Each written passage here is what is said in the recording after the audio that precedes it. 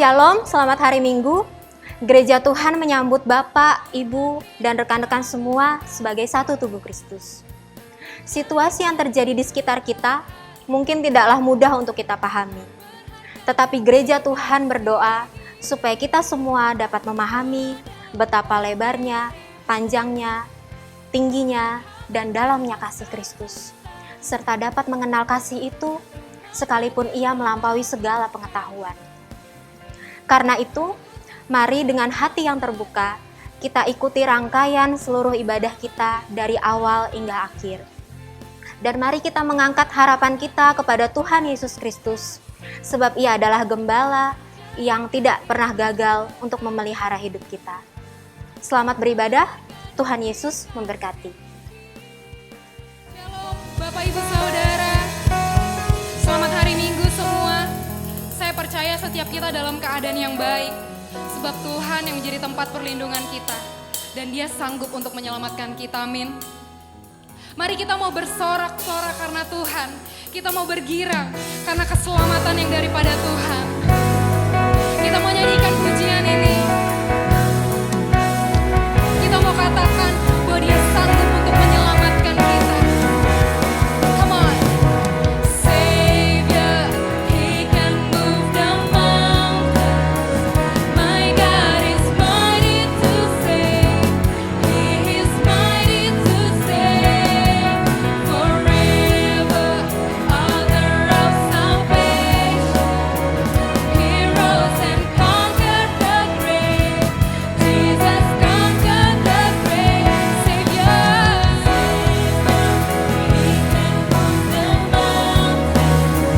My God is mighty to save. He is mighty to save. Forever, author of salvation. He rose and conquered the grave. Mari dengan tangan terangkat. Savior, He can move the mountains. My God is mighty to save. He is mighty to save. Forever, author of salvation. He rose and conquered the grave. Jesus conquered the grave. Savior, He can move the mountains. My God is mighty to save. He is mighty to save. Forever, author of salvation. He rose and conquered the grave. Jesus conquered the grave. Mari angkat suaramu. He can move the mountains. My God is mighty to save. He is mighty to save. Forever, author of salvation. He rose and conquered the grave. Jesus conquered the grave. Savior, He can move the mountains. Mari nyanyikan. My God is mighty to save. He is mighty to save. Forever, author of salvation. He rose and conquered the grave. Jesus conquered the grave. Savior, He can move the mountains. My God is mighty to save. He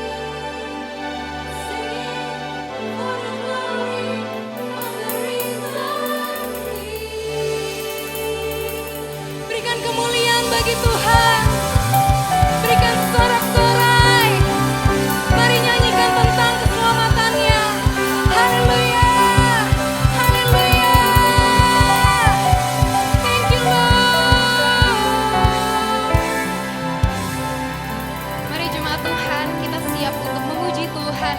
Kita mau bersorak bagi Dia. Kita mau merayakan Tuhan. Kami hendak mengingat kebaikan-Mu. Kami hendak mengingat keajaiban Tuhan dalam hidup kami. Mari kita nyanyikan lagu ini.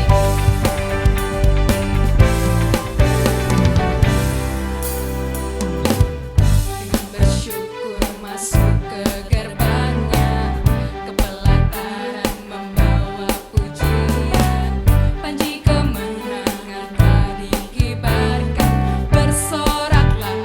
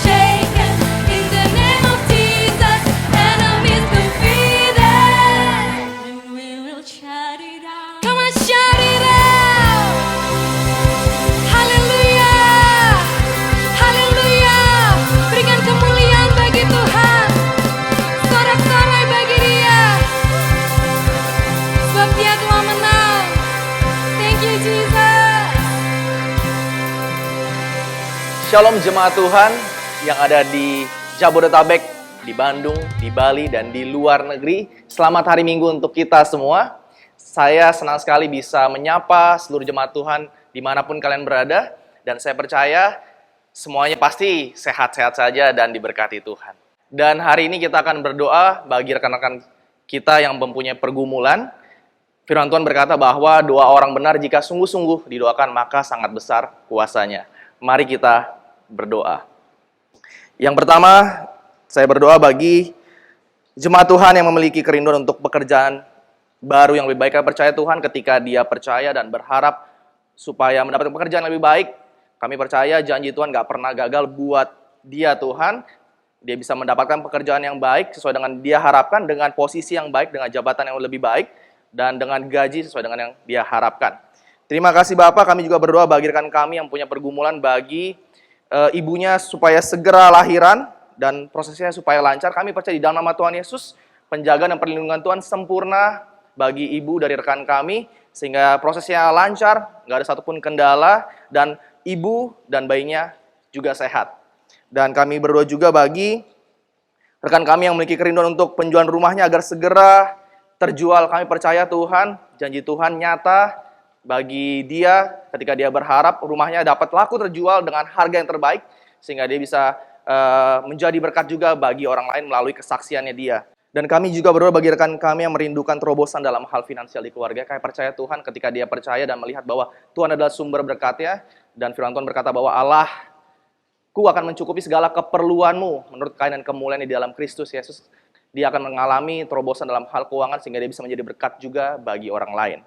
Dan kita juga berdoa bagi rekan yang merindukan proyeknya diterima dan bisa closing. Kami percaya Tuhan di dalam nama Tuhan Yesus, keberhasilan dan keberuntungan akan selalu mengikuti. Dan selama dia menantikan atau menunggu proyeknya diterima dan closing, dia tetap percaya dan terus berpengharapan bahwa janji Tuhan gak pernah gagal di dalam hidup dia.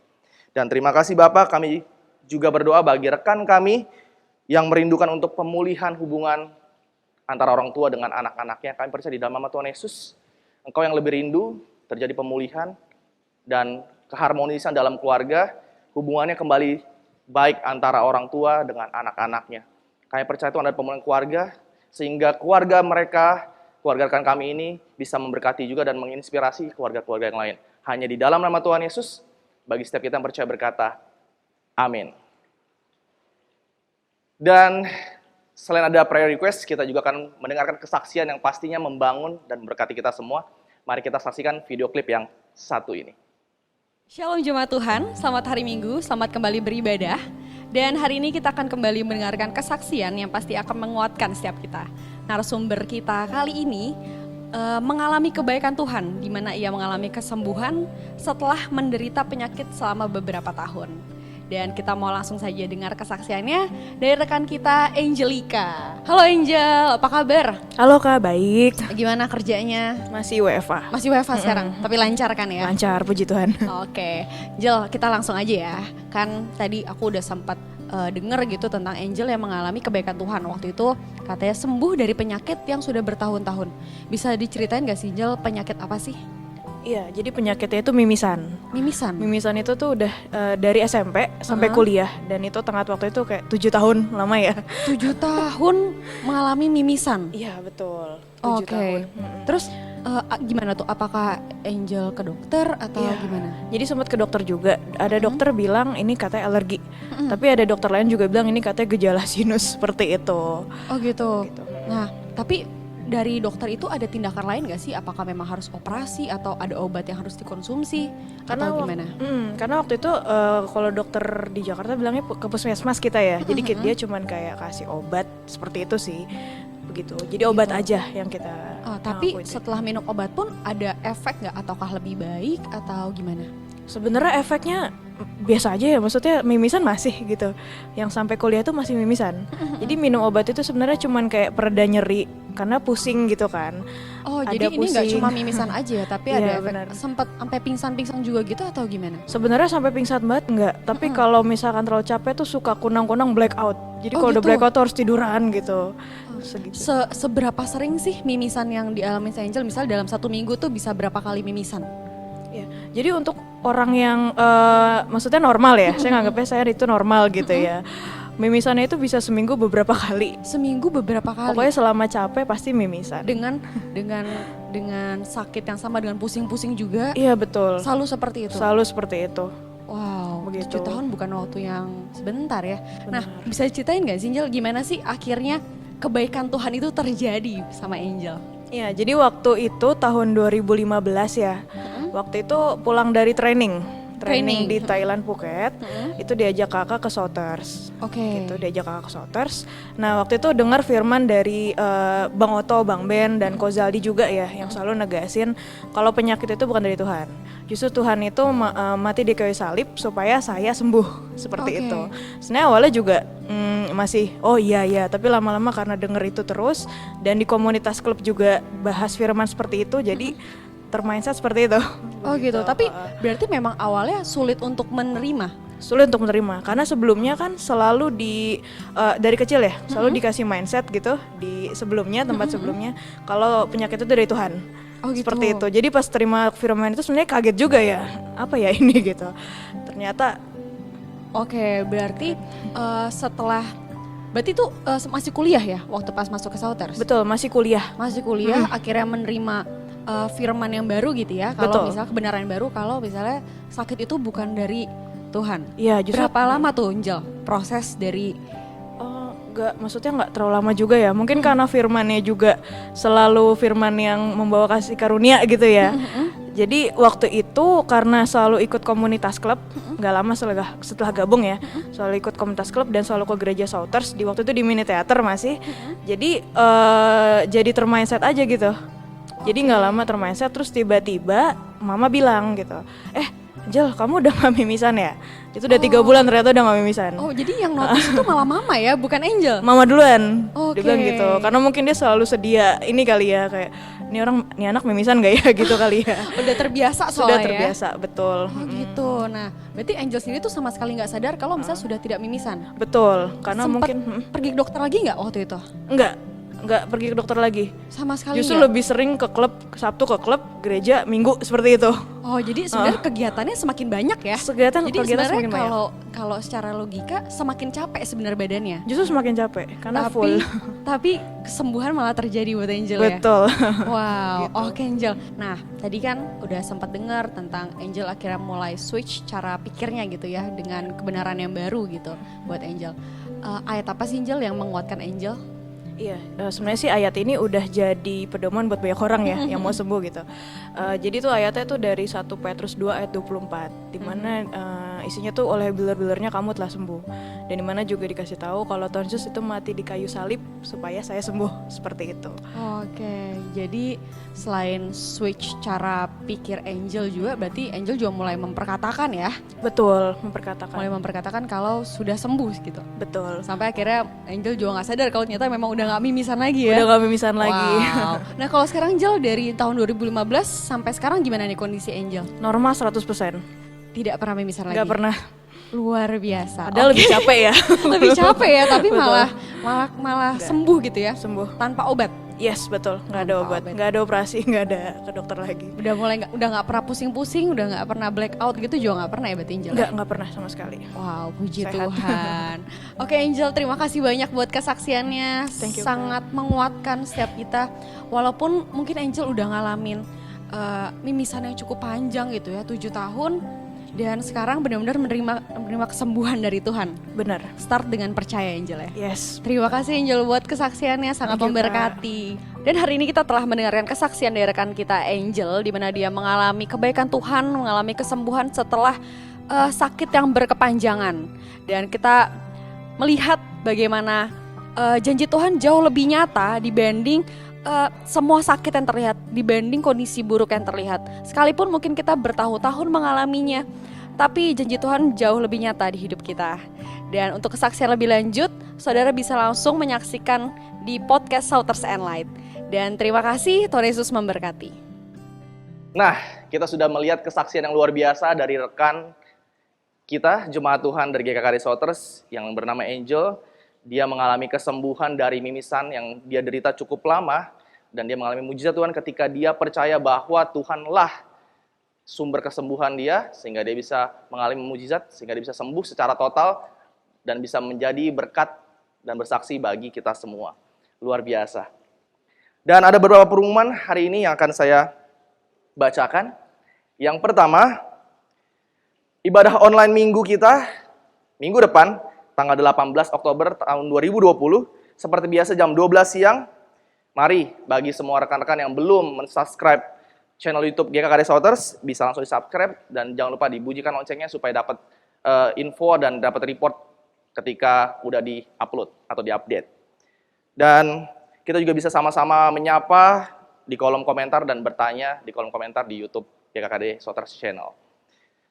Dan pengumuman yang kedua, ibadah online Shouters Kids minggu depan juga tanggal 18 Oktober, tapi jam 10 pagi, kita bisa ajak semua anak-anak kita, sepupu, keponakan, untuk sama-sama ikut bersekolah minggu dengan menonton YouTube Shouters Kids di GKKD Shouters Channel juga. Pengumuman yang ketiga, kita bisa memberikan persembahan dan perpuluhan ke rekening yang bisa kita lihat di layar kaca kita masing-masing, dan juga bisa diberikan melalui barcode OVO yang tertera juga di layar kita, di layar kaca kita semua. Terus pengumuman yang keempat, Gereja Tuhan mengucapkan banyak terima kasih kepada jemaat Tuhan yang telah mengikuti program Sharing for Caring. Semua dana yang sudah Gereja Tuhan terima sudah disalurkan kepada rekan-rekan kita, kepada jemaat Tuhan yang membutuhkan. Dan kita masih akan terus melakukan program ini. Mari kita sama-sama berpuasa. Kita berpuasa dari hari Selasa jam 6 sore sampai hari Rabu jam 6 sore. Kita menyisihkan uang makan kita untuk kita berikan untuk guna membantu rekan-rekan yang membutuhkan yang lainnya.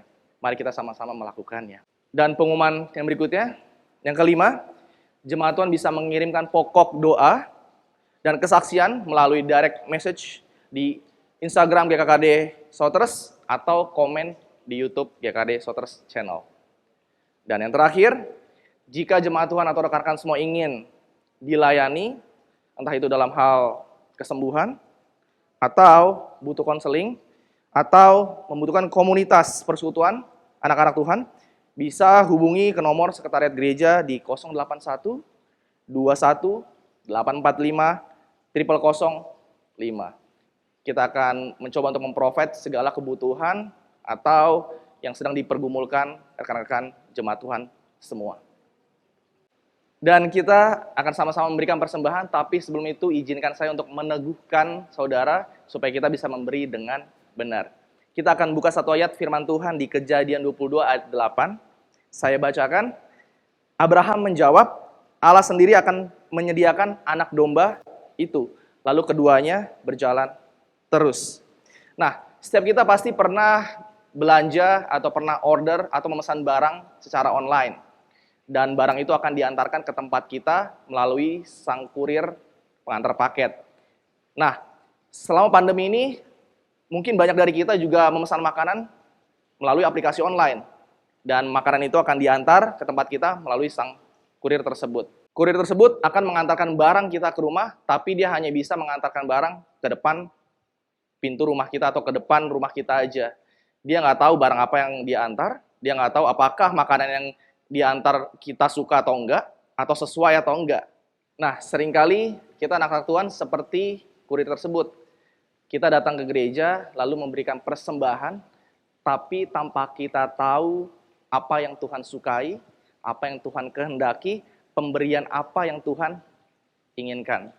Hari ini, izinkan saya untuk memberitahu kita semua, supaya kita bisa masuk lebih dalam, bukan hanya di depan pintu pagar seperti kurir tersebut, atau hanya cuma tahu namanya tapi nggak tahu apa yang Tuhan kita sukai, pemberian seperti apa yang dia kehendaki, atau pemberian seperti apa yang dia inginkan. Sama seperti cerita yang tadi saya bacakan di Kejadian 22, waktu itu Abraham akan mengorbankan anaknya sendiri, yaitu Ishak. Setelah mau sampai di tempat yang dituju, Ishak bertanya, sudah tersedia semua, tapi di mana dombanya? Dan Abraham lalu menjawab, dia katakan bahwa Allah sendiri akan menyediakan anak domba itu. Dan kita tahu endingnya, bahwa Ishak tidak jadi dikorbankan, Allah menyediakan domba jantan yang waktu itu tanduknya sedang tertambat di semak belukar, dan itu yang dijadikan Abraham untuk korban persembahan kepada Allah. Nah, sekarang kita tahu bahwa yang diinginkan oleh Tuhan adalah pemberian dengan iman. Abraham mengatakan imannya waktu itu. Ketika dia ingin mengorbankan anaknya, dia beriman bahwa yang dikorbankan bukan anaknya, tetapi adalah domba jantan. Dan hari ini kita mau sama-sama memberikan dengan iman, karena Tuhan bukan berkenan kepada pemberiannya, tetapi Tuhan berkenan kepada iman kita. Dia berkenan ketika kita mengambil semua yang telah dia sediakan, dan dia senang ketika kita beriman kepada janjinya melalui pemberian kita hari ini. So, mari sama-sama kita siapkan persembahan kita pada hari ini. Dan sebelum itu, saya undang kita semua untuk bangkit berdiri. Kita ucapkan statement kita pada hari ini. Kami percaya bahwa Ia yang kaya rela menjadi miskin, supaya kami yang miskin menjadi kaya. Kami percaya bahwa setiap benih yang kami tabur adalah benih yang terbaik, yang pasti menghasilkan 30, 60, bahkan 100 kali lipat. Kami siap memberi dengan hati penuh sukacita. Mari kita berdoa. Terima kasih Bapa buat segala penyertaan-Mu yang luar biasa. Hari ini kami belajar bahwa yang Kau kehendaki adalah memberi atau pemberian kami yang disertai dengan iman. Terima kasih Bapak, hari ini kami mau belajar untuk memberikan, bukan hanya sekedar memberi, tapi kami mau lepaskan pengharapan kami di dalam Tuhan untuk menerima semua janji Tuhan yang besar di dalam hidup kami. Hanya di dalam nama Tuhan Yesus kami serahkan pemberian kami yang terbaik pada hari ini. Haleluya. Amin. Terima kasih semuanya. Selamat memberi. Tuhan Yesus memberkati.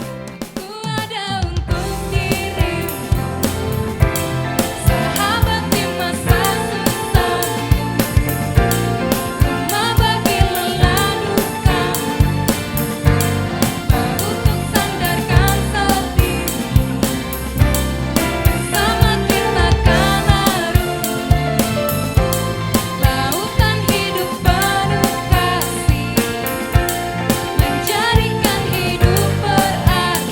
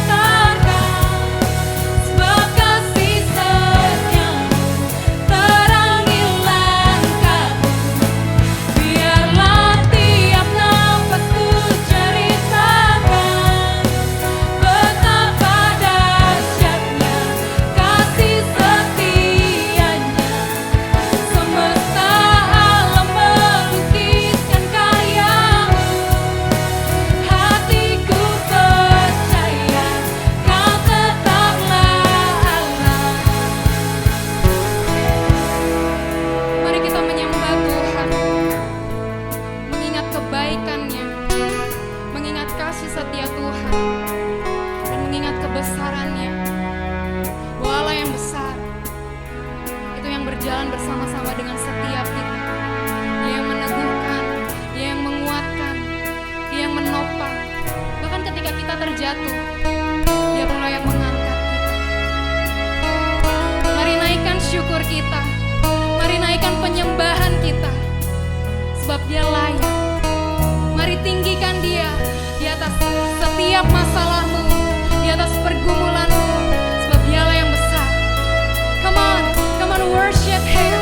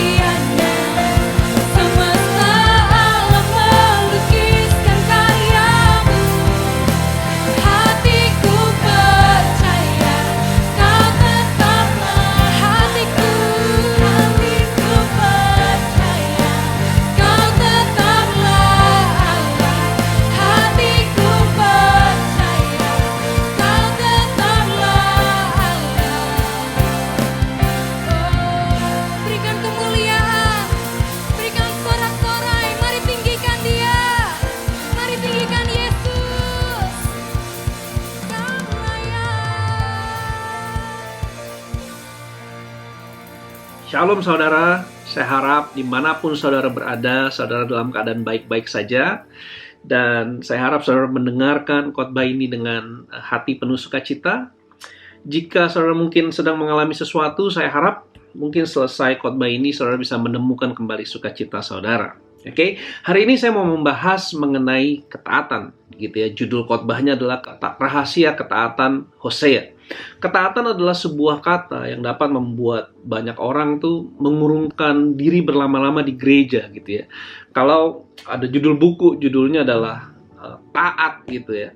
Mungkin buku ini buku yang paling dihindari, gitu ya, kurang lebih saudara ya. Ini sebuah kata yang sangat powerful, yang bisa menyebabkan konflik, kepahitan, bahkan ketidaknyamanan bagi banyak orang. Namun kita nggak bisa pungkiri bahwa kata ketaatan ini merupakan kata yang alkitabiah, gitu ya, kata yang cukup banyak digunakan di Alkitab.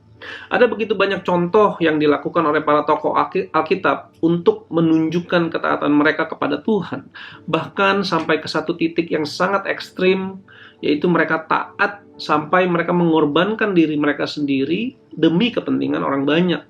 Kita bisa sebut mulai dari Abraham, Nuh, Musa, Paulus, bahkan Yesus sendiri melakukan ini. Dan Hosea, tokoh yang saya mau bahas hari ini.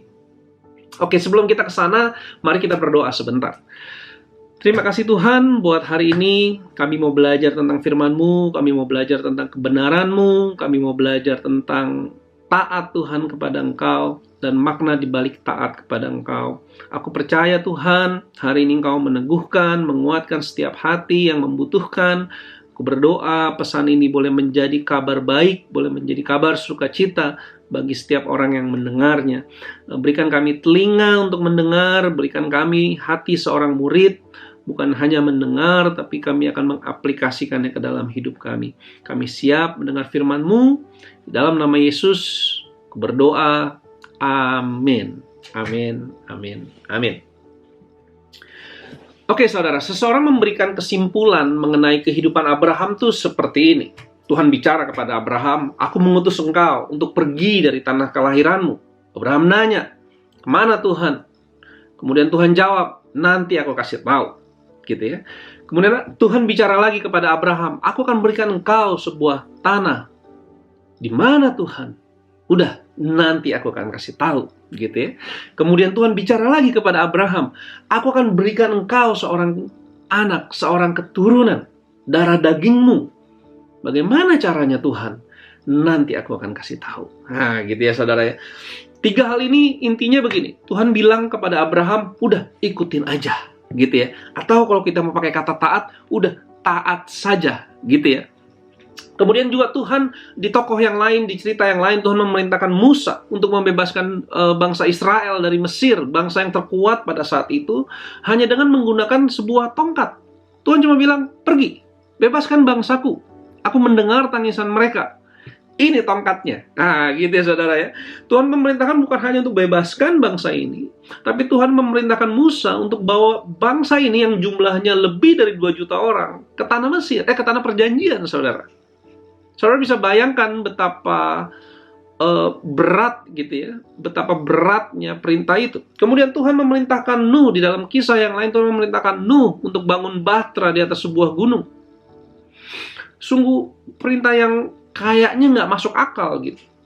Di dalam Galatia 2 ayat 20 Paulus menuliskan ketaatannya, mengatakan begini, namun aku hidup, tetapi bukan lagi aku sendiri yang hidup, melainkan Kristus yang hidup di dalam aku. Dan hidupku yang kuhidupi sekarang di dalam daging adalah hidup oleh iman dalam anak Allah yang telah mengasihi aku dan menyerahkan dirinya untuk aku. Paulus juga menulis tentang ketaatan Yesus demikian di dalam Filipi 2 ayat 6-8. Dia bilang begini, yang walaupun dalam rupa Allah tidak menganggap kesetaraan dengan Allah itu sebagai milik yang harus dipertahankan, melainkan telah mengosongkan dirinya sendiri dan mengambil rupa seorang hamba dan menjadi sama dengan manusia. Dan dalam keadaan sebagai manusia ia telah merendahkan dirinya dan taat. Lihat, Yesus taat sampai mati, bahkan mati di kayu salib. Saya nggak tahu dengan saudara, tapi saya pribadi, saya bertanya-tanya saudara ya. Bagaimana mungkin tokoh-tokoh ini dapat menjalani ketaatan mereka tanpa bersungut-sungut? Seperti tadi saya katakan, ketaatan ini berpotensi menimbulkan konflik, menimbulkan kepahitan, menimbulkan ketidaknyamanan. Tapi kalau kita lihat dari kisah-kisah mereka, Abraham, Musa, Nuh, Yesus, Paulus, sepertinya ketidaknyamanan mungkin ya, kita bisa baca ketidaknyamanan itu, tapi kita bisa lihat gitu ya, ketidaknyamanan, tapi kepahitan, konflik, sepertinya mereka jauh dari sana gitu ya. Sepertinya mereka melakukan ini dengan sukacita, dengan ucapan syukur.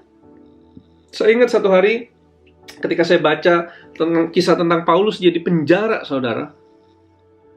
Dia di penjara karena menyebarkan Injil, karena memberitakan Injil. Dia di dalam penjara nyanyi, saudara, gitu ya.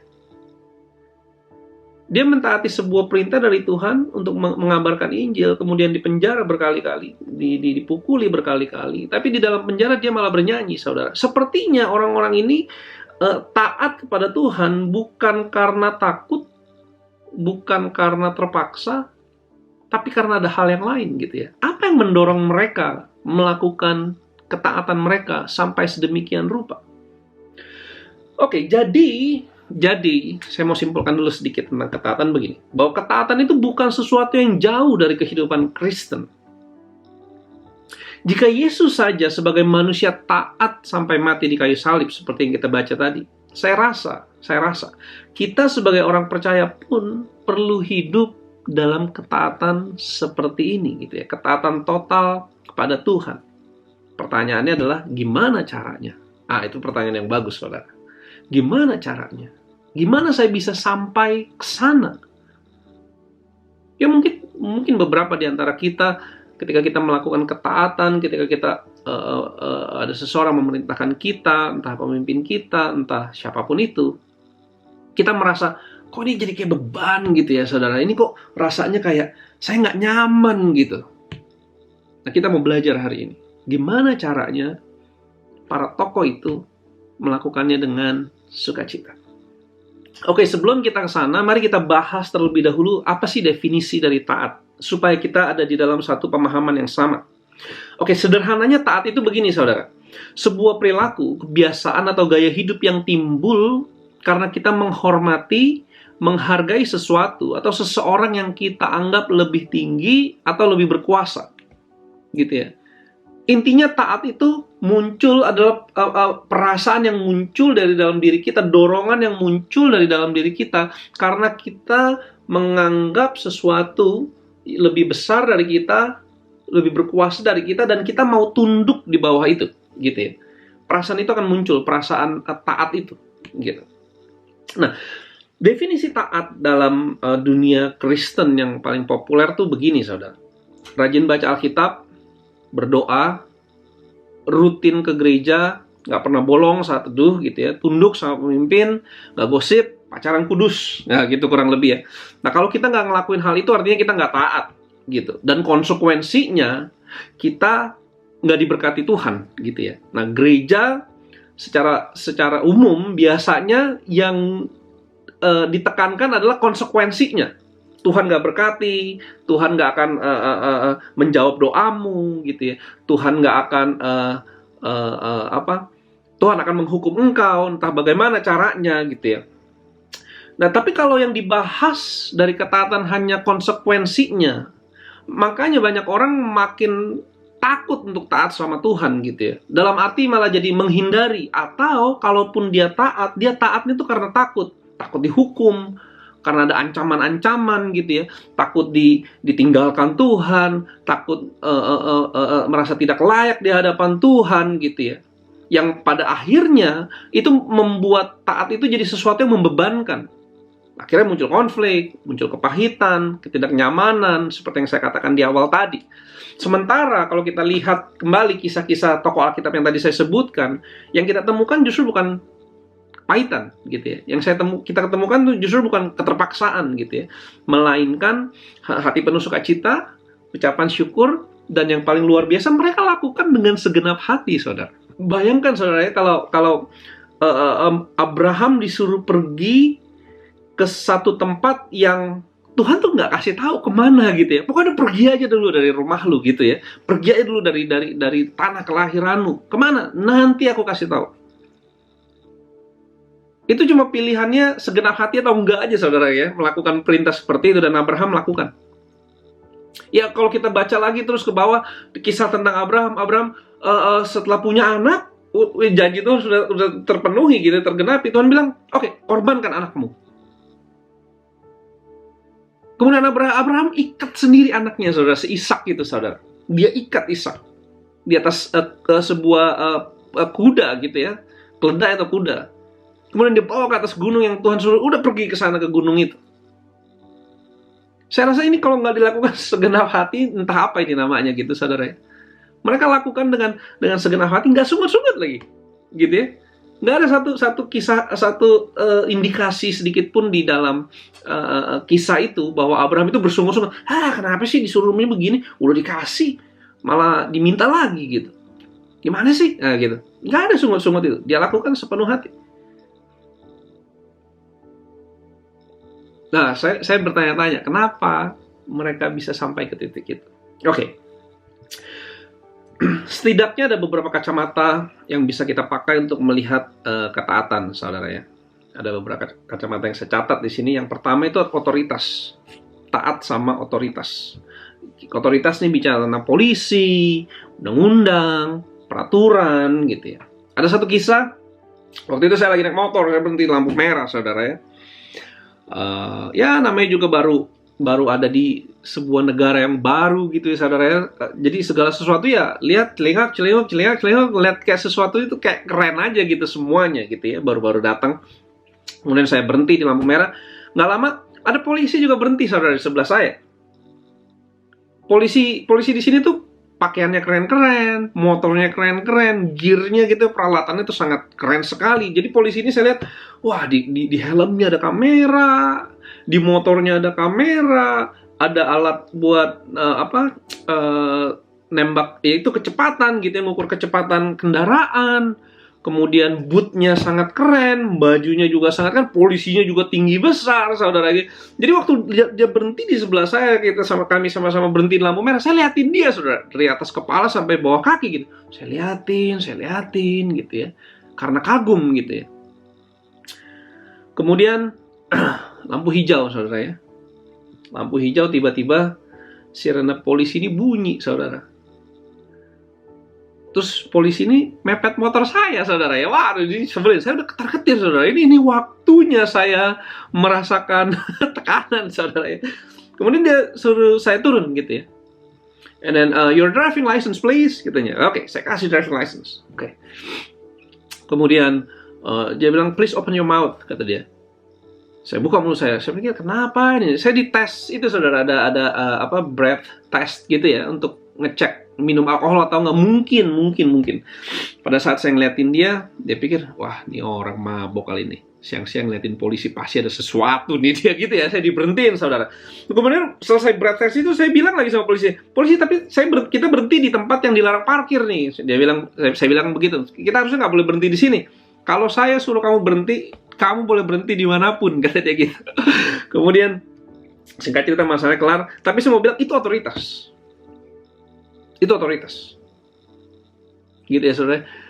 Saya takut sejak saat itu sama polisi. Jadi setiap kali kalau saya sekarang lagi naik mobil sama istri saya, kalau lagi ketemu polisi di lampu merah atau lagi papasan jalan gitu ya, saya bilang sama istri, jangan lihat-lihat. Jangan-jangan dia punya alat untuk nguping gitu ya. Jangan lihat-lihat, kita ngomongin yang lain saja gitu ya. Ada polisi gitu ya. Jangan, saudara. Jadi kayak takut sama otoritas gitu ya. Ya sebenarnya takut karena didenda gitu ya. Atau ya nggak tahu kenapa lah, pokoknya takut didenda. Di sini dendanya besar, saudara. Itu yang pertama, otoritas. Yang kedua, ngomongin tentang jabatan. Gitu. Jabatan ini bicara tentang guru, atasan, orang tua kita. Saya ingat waktu masih SMA, SMP, SD, kalau guru saya bilang, pindah duduknya ke depan. Karena gerak-gerik mencurigakan gitu ya. Papan tulis di depan, kalau ujian, nengoknya ke kolong terus. Nah gitu, saudara, pindah ke depan. Ya ikut, saudara. Kalau nggak dikasih nilai. Kamu mesti datang ke ekstrakurikuler ini. Kalau nggak dapat nilai, dianggap bolos. Nah, datang ikut, saudara. Kita taat gitu ya. Ke atasan kita juga begitu, saudara ya. Masuk mesti on time. Gitu ya. Lewat 5 menit, potong gaji. Ya semua ngikutin, saudara. Kalau nggak ya kena konsekuensinya. Potong gaji, bahkan dikasih surat peringatan atau dipecat. Kemudian terhadap orang tua kita, jangan bandel, jangan nakal potong uang jajan, ikut, saudara. Itu ngomongin tentang jabatan, gitu ya, posisi yang lebih tinggi dari kita. Kemudian yang ketiga, yang bisa membuat orang taat itu adalah uang. Klien bisnis, pelanggan, maka ada istilah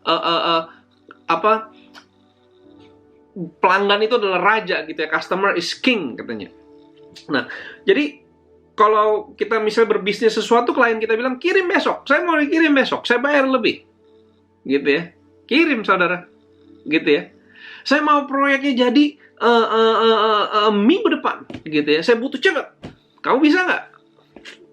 Ada duit? Bisa, saudara, gitu ya. Siap, bos. Gitu ya. Siap, bos. Gitu. Kemudian yang keempat, nah ini yang saya mau bahas. Ini bicara tentang hubungan. Gitu ya. Orang bisa taat karena ada relationship. Contohnya adalah dalam hubungan pernikahan. Minggu lalu saya bahas bahwa saya habis merayakan pernikahan yang ke-11 gitu ya. Nggak berasa, udah lama juga saudara yang nikah. Nah, di dalam hubungan suami istri itu ada terjadi saling taat menaati gitu, saudara ya. Yang menikah pasti tahu ini, yang punya pasangan juga pasti mengerti ini, tapi yang single mohon maaf, mungkin saudara belum mengerti, tapi saudara bisa dengar cerita dari teman saudara yang sudah berpasangan gitu ya, tentang hal ini. Tapi intinya di dalam hubungan, itu nggak lepas dari unsur saling menaati. Benar suami dan istri itu sama derajatnya, tapi bukan berarti tidak ada saling perintah gitu ya, tidak ada saling memerintahkan atau tidak ada saling menaati. Pasti ada di situ di dalam pernikahan. Contohnya pernikahan saya lah. Ini pengalaman pribadi. Istri saya suka bilang, itu tong sampah di kamar sudah penuh gitu. Tolong dibuang. Gitu ya. Oke, saya buang, saudara. Kadang-kadang istri saya nyuci pakaian, kemudian dia harus pergi. Nanti sore tolong angkat pakaiannya. Gitu ya, saudara ya. Iya, siap, saya akan ambil pakaiannya. Begitu juga saya, saudara ya. Dia kadang-kadang saya suka, misalnya kalau pergi cepat pagi, saya sarapan, saya nggak sempat cuci piring lagi atau cuci gelas yang saya pakai, saya bilang sama istri saya, nanti tolong cuciin. Gitu ya. Siap, bos! Gitu ya. Siap, dan gitu ya. Siap, komandan, gitu ya. Tolong bersihin kamar, misalnya gitu ya. Tolong ini, tolong itu, gitu. Siap, siap. Itu kan artinya ada perintah, ada menaati. Tapi di dalam hubungan, kita nggak ada perasaan sama sekali bahwa, ya enak nih ya, lu udah suruh-suruh gua lo ya, besok gantian lu gua balas, suruh benerin genteng lu. Nah gitu ya saudara, kita nggak ada perasaan seperti itu. Itu terjadi semuanya secara alamiah karena hubungan. Saya selama 11 tahun menikah dengan Kak Doli, dengan istri saya, proses itu secara konstan terjadi, saudara ya. Saya nggak ada ngeluh gitu. Misalnya suruh beresin sampah, disuruh misalnya ngangkat pakaian gitu ya, disuruh tidur di luar, nggak bercanda saudara. Misalnya disuruh, ya hal-hal yang seperti itu, nggak ada perasaan yang aduh ini beban banget nih disuruh-suruh terus, nggak tahu apa saya ini kepala keluarga. Nah gitu ya, nggak ada perasaan itu saudara. Itu semua terjadi secara alamiah. Saya lakukan bukan karena terpaksa, saya lakukan bukan karena takut, saya lakukan bukan karena diancam, tapi saya lakukan dengan sukacita dan dengan segenap hati. Karena saya mengasihi istri saya dan saya tahu istri saya mengasihi saya. Nah ini yang saya mau bahas, saudara. Ketaatan yang muncul dari dalam hati bukan karena ancaman, bukan karena takut, bukan karena hal-hal yang lain gitu ya. Nah, untuk menjelaskan hal itu, saya ingin bahas tentang Hosea. Gitu ya. Ini kita masuk ke dalam intinya nih, saudara ya. Apa yang membuat Hosea itu begitu taat kepada Tuhan ketika Tuhan memberikan kepada dia perintah yang sangat tidak masuk akal? Semua tokoh Alkitab yang tadi saya sebutkan, Abraham, Musa, Nuh, Petrus, Paulus, Yesus, mereka punya Tuhan memberikan perintah yang sangat spesifik dan sangat unik gitu ya kepada mereka gitu ya. Tapi ketika saya membaca kisah tentang Hosea, saya menemukan perintah Tuhan itu bukan hanya unik, bukan hanya spesifik, tapi juga personal banget gitu. Sifatnya itu pribadi banget gitu. Dan saya waktu baca ini saya pikir, astaga ini sulit sekali gitu ya untuk bisa taat segenap hati melakukan ini gitu ya. Perintahnya itu buat saya kayak, kok bisa gitu ya, Hosea ini bisa begitu taat sama Tuhan walaupun ini mengorbankan dirinya gitu ya. Dan kita akan belajar itu hari ini. Yang pertama adalah siapa sih Hosea? Gitu ya. Mungkin nggak banyak orang familiar dengan kisah Hosea ini. Jadi saya mau cerita, Hosea ini adalah seorang nabi yang hidup 760 tahun sebelum kelahiran Kristus gitu ya, lama sebelum Kristus datang. Dia dipanggil Tuhan untuk menyampaikan nubuatan kepada kerajaan Israel Utara gitu ya. Pada saat itu kerajaan Israel Utara ini situasinya tuh sangat buruk sekali gitu ya. Situasi negaranya itu sangat buruk sekali, ada pembunuhan, ada pencurian, perzinahan, pesta pora, penindasan terjadi di mana-mana dengan sangat bebasnya, bukan karena negara ini miskin atau bukan karena negara ini sedang dijajah sama bangsa lain, bukan. Justru karena negara ini sedang dalam kondisi yang sangat makmur gitu ya. Moralnya merosot karena kemakmuran ekonomi pada saat itu. Nah, Hosea dipanggil Tuhan untuk memberikan nubuatan gitu ya kepada bangsa ini gitu ya. Hosea melihat pemberontakan, ketidaktaatan yang dilakukan bangsa ini terhadap Tuhan dan juga terhadap sesama gitu ya.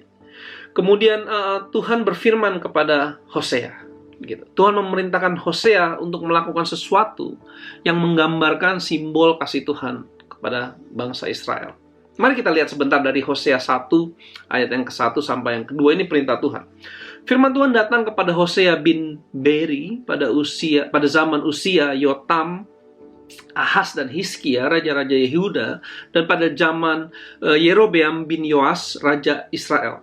Ketika Tuhan mulai berbicara dengan perantaran Hosea, berfirmanlah ia kepada Hosea, pergilah, ini perintahnya, pergilah, kawinilah seorang perempuan sundal atau pelacur, dan peranakanlah anak-anak sundal, karena negeri ini bersundal hebat dengan membelakangi Tuhan.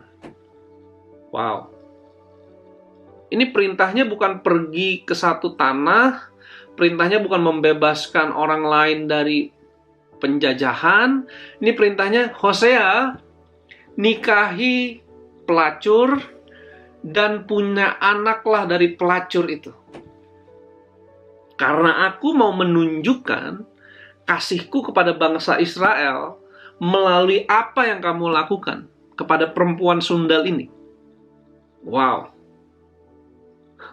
Saudara, ini, tunggu. Ini perintah yang sangat personal banget gitu ya. Bagaimana mungkin seorang nabi besar dikenal di seluruh bangsa, yang hidupnya kudus, dipisahkan, disuruh menikahi perempuan sundal? Saya pribadi nggak habis pikir, saudara.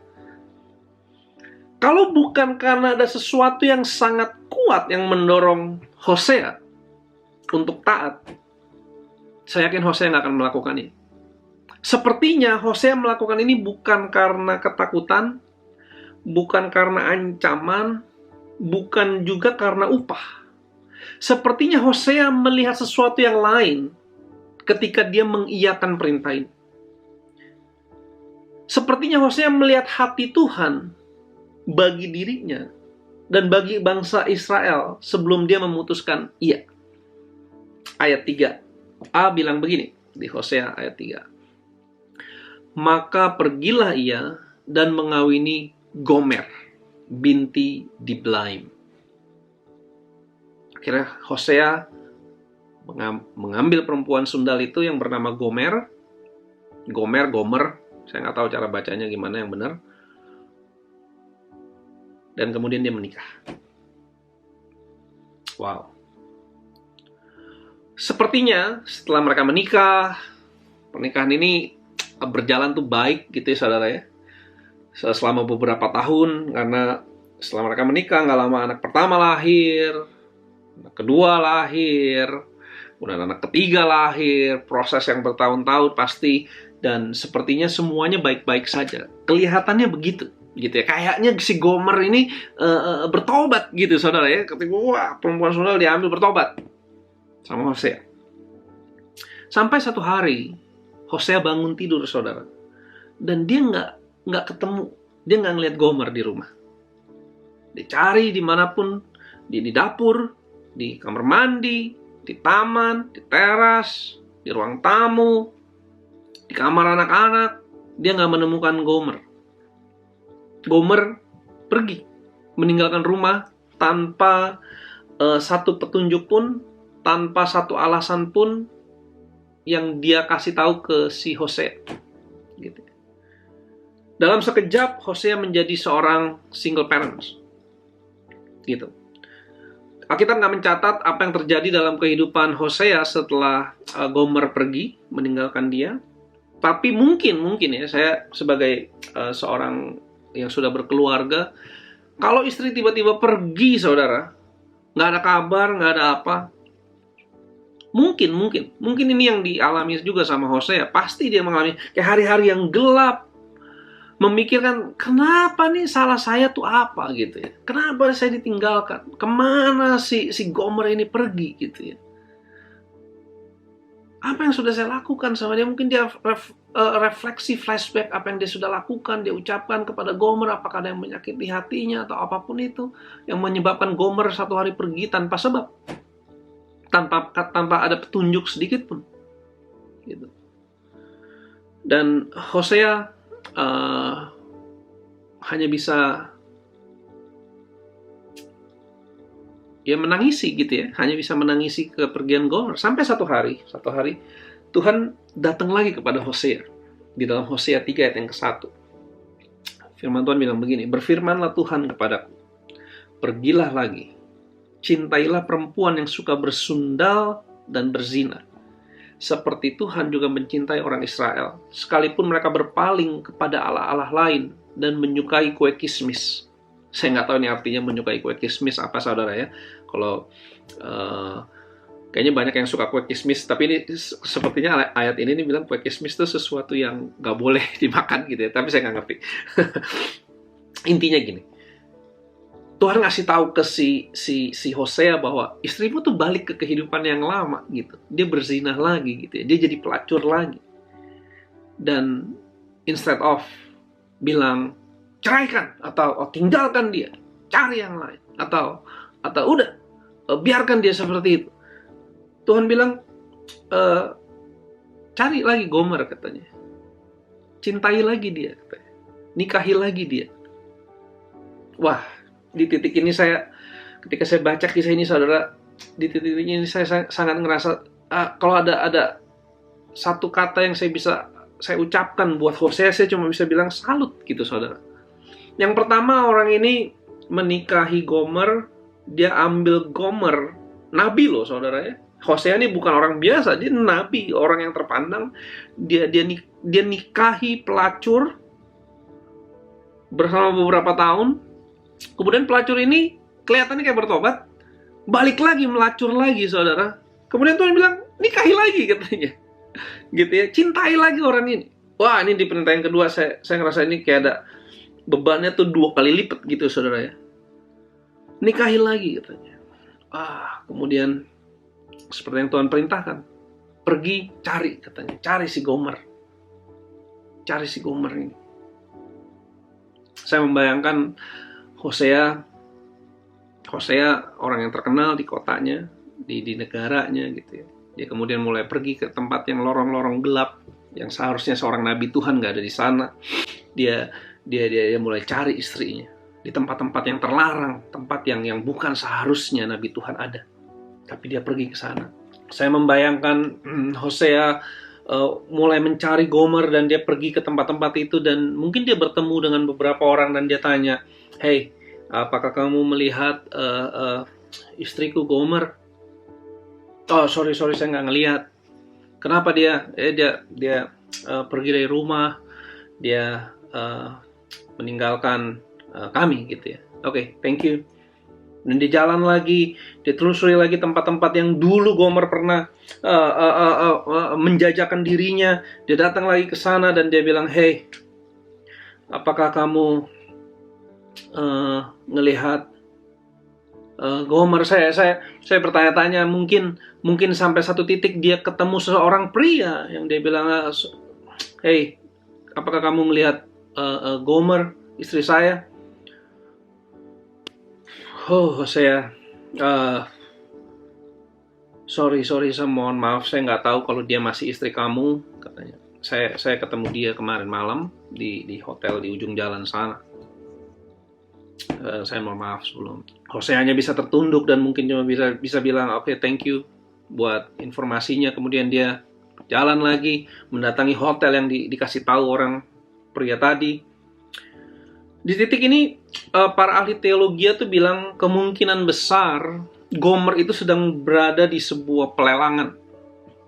Dia memberikan dirinya untuk dilelang ke penawar tertinggi, gitu ya. Kemudian Hosea datang ke sana untuk bertemu lagi dengan Gomer, dan Hosea masuk ke dalam satu tempat itu dan dia ngelihat Gomer, dan mereka saling bertatapan mata, dan Gomer hanya bisa tertunduk malu. Kemudian Gomer hanya bisa terdiam. Kemudian Hosea mendatangi si penjual. Dia kemudian mengatakan, "Halo, saya kenal wanita itu. Dia istri saya, dan saya mau bawa dia pulang." Mungkin penjual itu bilang, "Saya nggak peduli siapa dia. Dia yang datang ke sini, dan saat ini dia milik saya. Kalau kamu mau bawa dia pulang, ini harganya." Mungkin Hosea harus berhadapan dengan para penawar yang lain. Dia harus tawar lagi supaya memenangkan Gomer. Tapi Hosea bilang, oke, saya akan beli dia lagi. Saya akan beli dia. Berapapun harganya. Saya akan tebus dia. Hosea 3 ayat yang kedua bilang begini. Hosea membeli Gomer kembali dengan bayaran 15 shekel perak dan 1,5 homer jelai. Dan Hosea bawa pulang kembali Gomer ke rumah. Tapi tunggu sebentar, saudara. Bukankah Gomer itu sudah merupakan miliknya Hosea? Kenapa Hosea harus beli dia lagi? Tidakkah ini bicara sesuatu kepada saudara dan saya? Bukankah seluruh bumi dan segala isinya ini adalah milik Tuhan? Tapi tetap dia datang mengirimkan anaknya yang tunggal untuk menebus saudara dan saya. Yesus harus bayar dengan harga yang sangat mahal untuk sesuatu yang sudah menjadi miliknya. Saudara dan saya adalah milik Tuhan. Semua manusia di dunia ini adalah milik Tuhan. Just in case saudara lupa. Dan saya rasa Hosea melihat semua ini. Dia melihat kasih Tuhan yang begitu besar. Sebelum dia mengiyakan perintah Tuhan, dia melihat, dia merasakan, dan dia menikmati kasih yang begitu besar. Sehingga dia bisa taat kepada perintah itu. Mungkin juga Hosea melihat dirinya pernah ada di posisi Gomer. Orang-orang yang terhilang, yang tersesat, yang terpisah dari Tuhan. Kemudian Tuhan datang kepada dirinya dan mengasihi dia, mengangkat dia. Dan dia merasa bersyukur bisa dicintai oleh Tuhan yang baik dan penuh kasih. Mungkin juga inilah yang mendorong Abraham, Musa, Nuh, dan para rasul untuk taat kepada Tuhan dengan segenap hati. Mereka bukan melihat kepada upahnya, saudara. Mungkin yang mereka lihat adalah kasih Tuhan buat hidup mereka.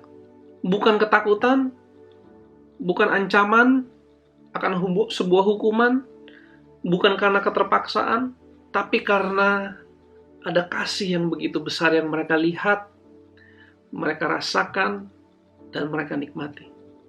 Ada slogan yang bilang begini, bahwa ketaatan kepada Tuhan itu mendatangkan berkat. Obedience brings blessings. Nggak ada yang salah sama itu, saudara. Nggak ada yang salah dengan itu. Ya benar, Alkitab mencatat itu bahwa taat ada upahnya gitu ya, saudara.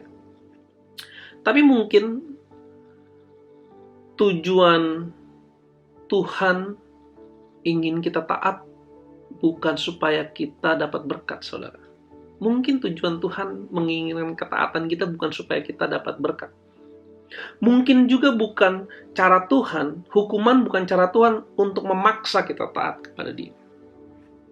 Mungkin ketika Tuhan memerintahkan Abraham untuk pergi dari Ur Kasdim ke tanah perjanjian, mungkin tujuan Tuhan bukan tanah perjanjian itu sendiri, saudara.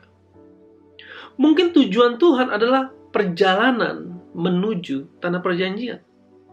Tujuannya adalah perjalanan itu, saudara. Karena di dalam perjalanan, kalau kita pergi bersama seseorang gitu ya, orang-orang yang dekat dengan kita di dalam perjalanan, kita ngobrol, kita bertukar pikiran, kita saling memahami, kita saling mendengarkan. Mungkin di dalam perjalanan kekristenan kita itu adalah tujuan Tuhan. Dia pengen kita berdoa, memuji, menyembah, kita mendengarkan Dia, kita bercerita kepada Dia, kita memahami Dia, kita mengenal Dia, kita mendengarkan suaranya. Mungkin tujuannya itu supaya terjadi sebuah hubungan. Sehingga ketika ada perintah, ketika ada peraturan mungkin, ketika ada batas-batas yang kita nggak bisa lewati, yang kita nggak bisa lewati sebagai orang percaya, ketika ada standar-standar tertentu yang perlu kita lakukan, itu nggak terjadi karena paksaan, bukan terjadi karena ancaman, tapi kita lakukan itu karena kita mengasihi Dia.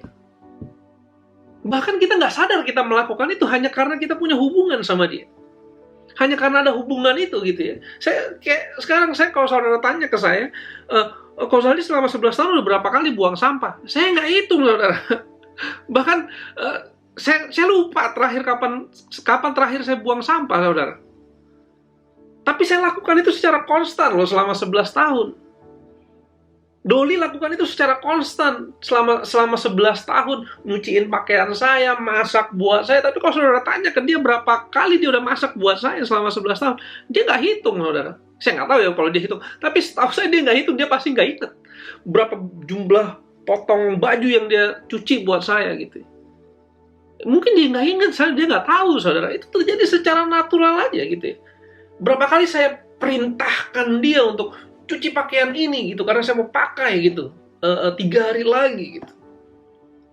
Enggak, ini hitung, saudara.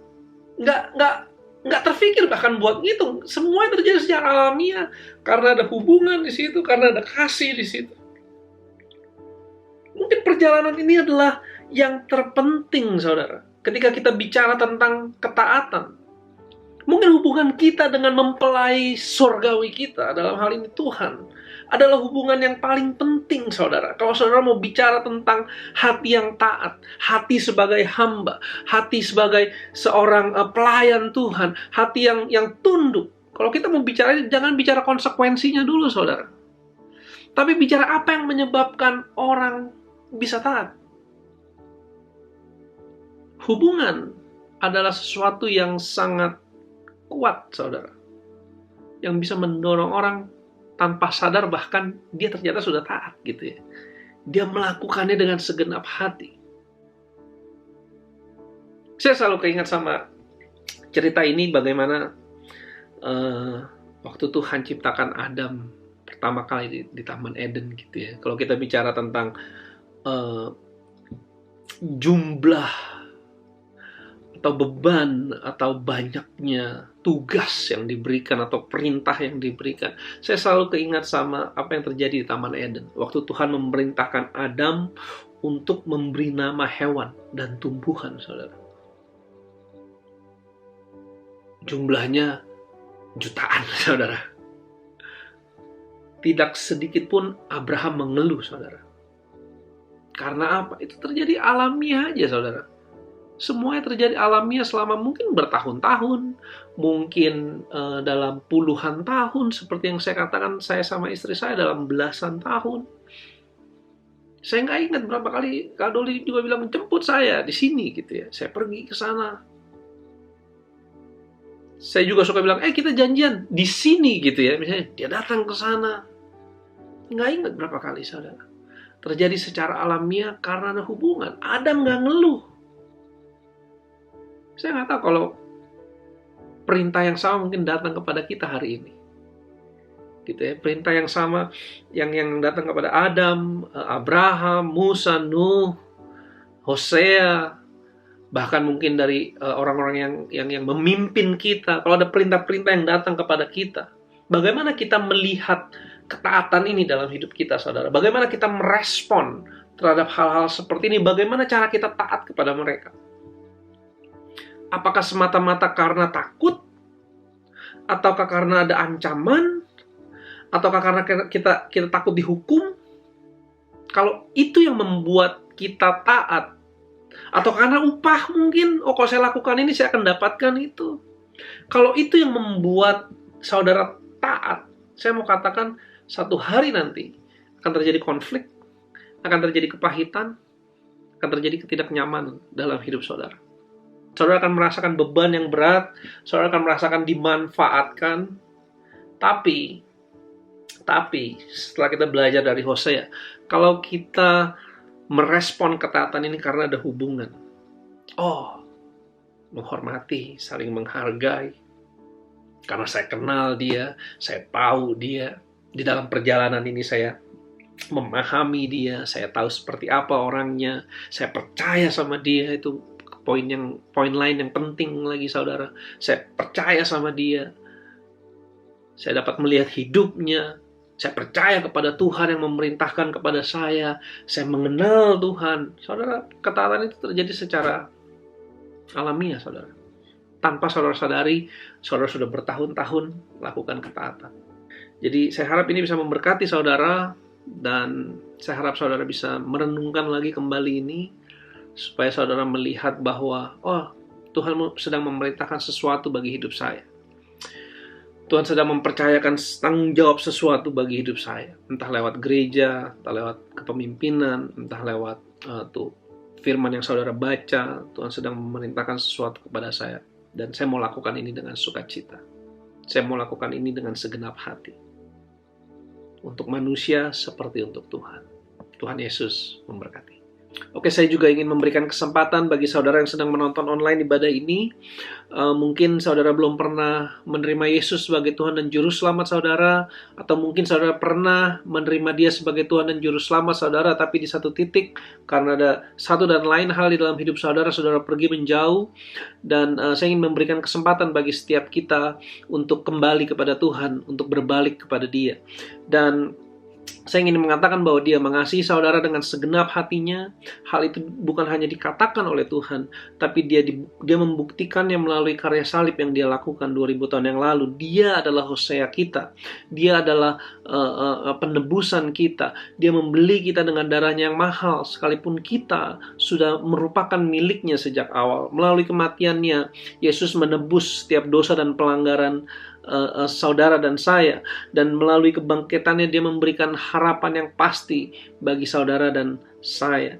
Jika itu saudara, taruh tangan kanan saudara di dada, dimanapun saudara berada saat ini, dan ikuti doa saya. Terima kasih Tuhan Yesus untuk hari yang indah ini. Terima kasih untuk menebus saya dengan darah yang mahal. Terima kasih untuk setia mengasihi saya sekalipun saya tidak setia. Terima kasih untuk pengampunan dan penebusan yang Kau berikan. Saya menerimanya hari ini, dan tuntun saya untuk hidup di dalam jalan-Mu, untuk setia dan taat kepadamu. Terima kasih Tuhan untuk lembaran hidup yang baru. Di dalam nama Yesus kita semua katakan amin. Amin. Mari kita mengambil waktu sejenak untuk melakukan perjamuan kudus pada hari ini. Silakan saudara mempersiapkan anggur dan roti.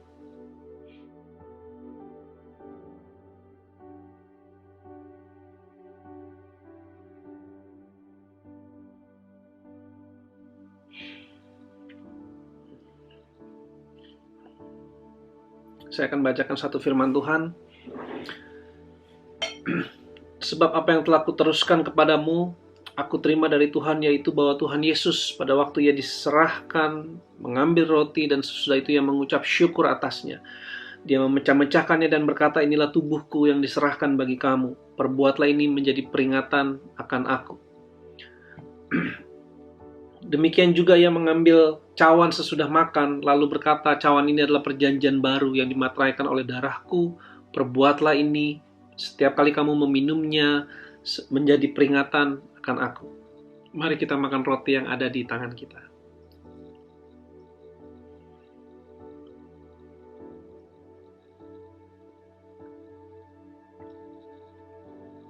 Dan mari kita minum anggur yang ada di tangan kita.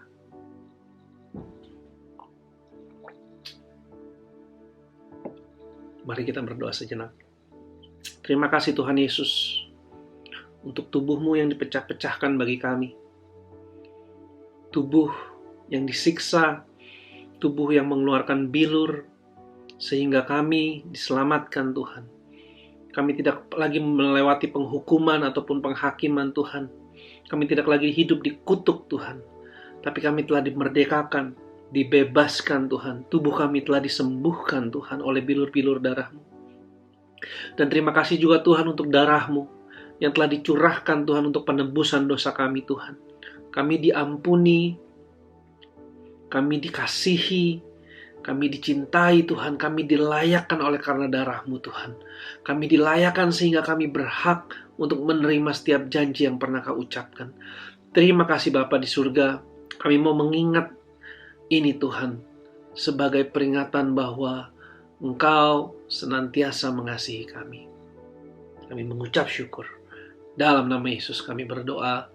Amin. Amin. Amin. Amin. Oke saudara, ibadah kita sudah selesai hari ini. Terima kasih saudara sudah meluangkan waktu untuk memuji menyembah Tuhan bersama-sama, mendengarkan firman Tuhan. Terima kasih, waktu saudara adalah hal yang sangat berharga dan saya sangat mengucap syukur saudara boleh meluangkan waktu sejenak untuk ibadah online hari ini.